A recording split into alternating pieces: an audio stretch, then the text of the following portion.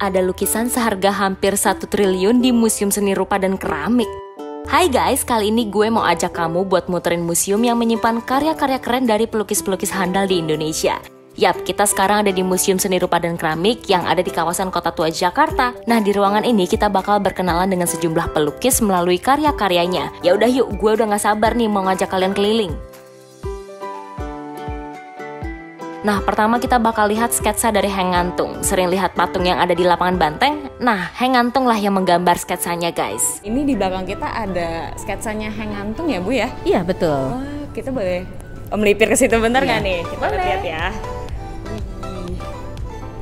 Oh, Henk Ngantung itu tuh yang ini ya, Bu? Yang pernah bikin, oh ini ya, yang lapangan Banteng itu ya? Iya, betul. Oh, ini sketsanya? Sketsanya dari Henk Ngantung. Kalau pematungnya berarti? Pematungnya dia ada sendiri, bukan? Sendiri ya? Jadi ini dia full bikin sketsanya aja ya? Hanya khusus membuat sketsa. Oke, kalau Henk Ngantung bikin apa lagi sih, Bu? Selain itu membuat lukisan juga. Oke. Iya. Lukisan. Mbak sendiri tahu nggak Henk Ngantung itu siapa? Aku taunya dia tuh yang ini loh, yang pernah mengusahakan biar rumah Soekarno tuh tetap ada. Oh iya. Waktu itu kan dia Soekarno mintanya di itu ya dihancurkan rumahnya untuk kepentingan yang lebih besar. Oh iya. Ya, tapi Henk Ngantung setahu aku tuh kayak kalau bisa jangan buat generasi muda gitu kan. Iya biar bisa tidak. menang. Iya betul. Gitu. Nah, tapi sebetulnya Henk Ngantung itu adalah gubernur pertama DKI Jakarta pada masanya Presiden Soekarno menjabat sebagai Presiden Republik Indonesia. Belajar kita di sini. Oke, berarti ini sketsa-sketsanya ya, Bu? Iya, sketsanya. Sudah nonton film Mencuri Raden Saleh? Nah, pada scene Piko dan Ucup negosiasi soal duplikasi karya Raden Saleh, terdapat lukisan besar yang menjadi latar adegan tersebut. Yuk kita bahas. Oke, kita boleh kemana lagi nih, Bu? Ada apa lagi nih? Kita ke ruang ke dalam, Mbak. Oke. Nah, di sana ada lukisannya Hendra Gunawan. Nah, ini adalah lukisan Hendra Gunawan yang berjudul Revolusi 45. Jadi yang mengesankan dari lukisannya Hendra Gunawan adalah beliau sendiri ada sebagai model di lukisannya ini. Yang mana tuh, Bu? Yang gondrong. Oh, yang gondrong. Iya, yang gondrong. Nah, jadi beliau adalah pelukis sekaligus pejuang. Beliau selalu menyalurkan kejadian saat itu, langsung dibuat sketsanya, dan setelah itu dituangkan ke dalam lukisannya. Ini minyak ya? Iya, cat minyak di atas kanvas.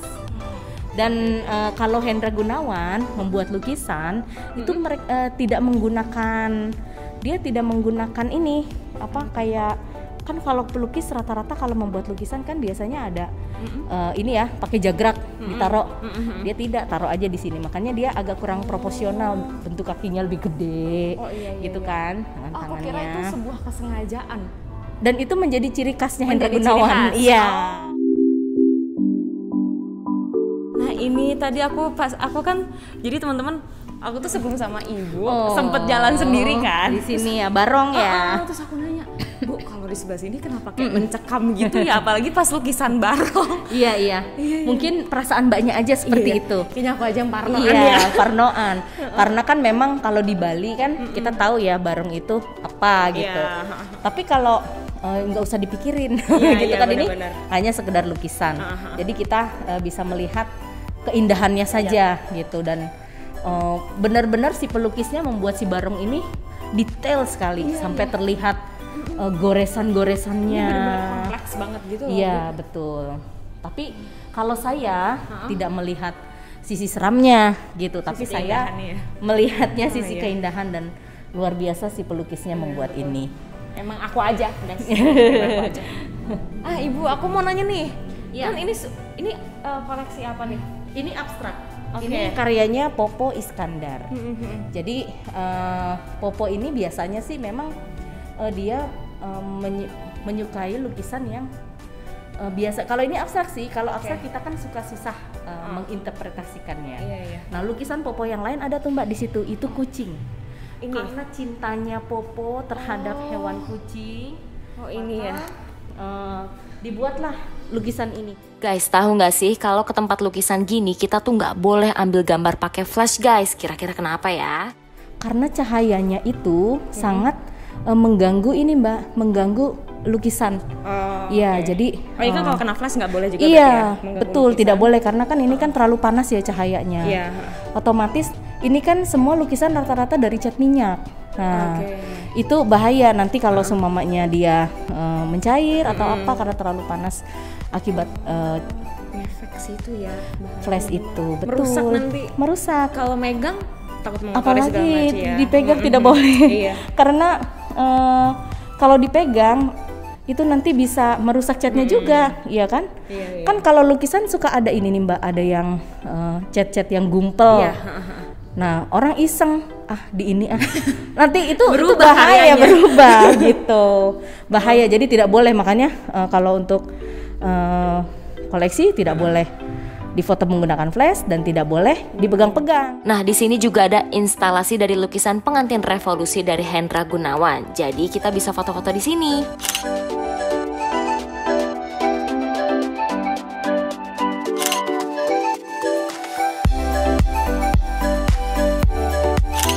Nah, ini dia lukisan aslinya. Infonya, lukisan ini dibuat selama 10 tahun dan jadi lukisan kebanggaan Hendra Gunawan. Yang menarik dari lukisan ini adalah momen seorang pengantin yang menikah di tengah medan pertempuran, guys. Wadidaw! Dan pengantin laki-laki yang menggunakan pakaian tentara ini sesungguhnya adalah seorang petani yang menyukai profesi tentara. Pengantin perempuan pun tertunduk malu karena orang-orang menertawakan pakaian pengantin laki-laki. Tahu nggak, para kurator memprediksi lukisan ini harganya hampir 1 triliun loh. Nah, waktu G30 SPKI, lukisan ini pernah dicuri dan ditemukan kembali oleh sahabat Hendra Gunawan dengan kondisi sudah tercabik-cabik.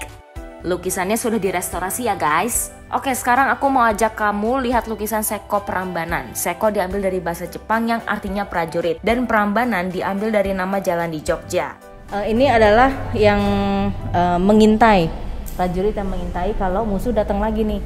Karena waktu itu ini adalah berantemnya kita sama Belanda kan. Sama Belanda, jadi Belanda menghancurkan bangunan-bangunan yang ada di sekitar Jalan Prambanan.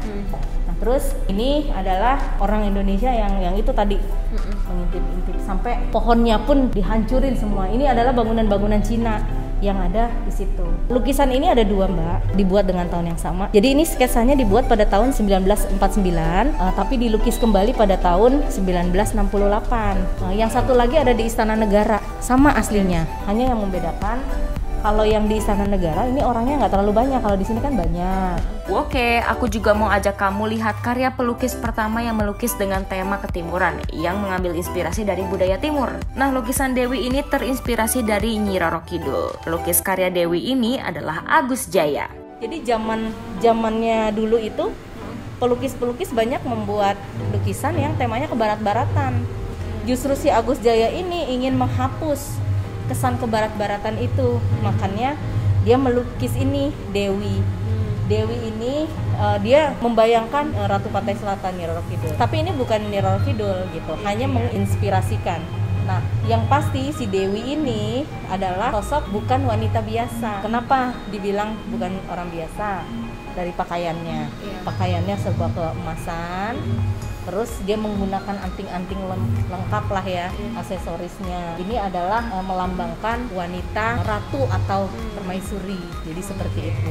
Inilah yang salah satu lukisan Museum Seni Rupa dan Keramik yang sudah diakui menjadi cagar budaya daerah.